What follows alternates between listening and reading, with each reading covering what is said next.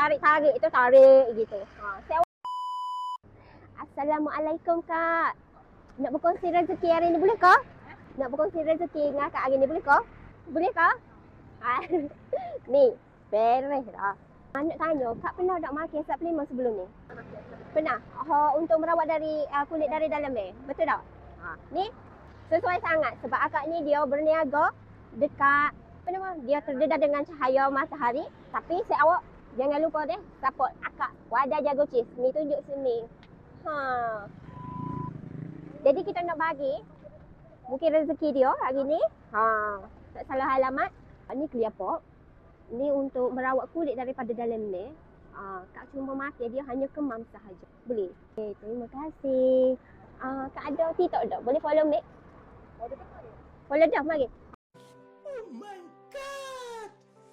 Wow! Alhamdulillah. Sebab akak follow Mek sedikit dah. Mek bagi kedua pula. Okay? Satu lagi sebab follow dah. Nak bagi lebih tak atuk. Jadi, Mek. Ni nak makan wadah jagung kau? Boleh lah. Order pula. Kita order wadah jagung ni. Cheese pula tu. Kau tarik-tarik tu tarik gitu. Saya awak nak tengok kau. Saya awak nak tengok cara pembuatan dia. Mari kita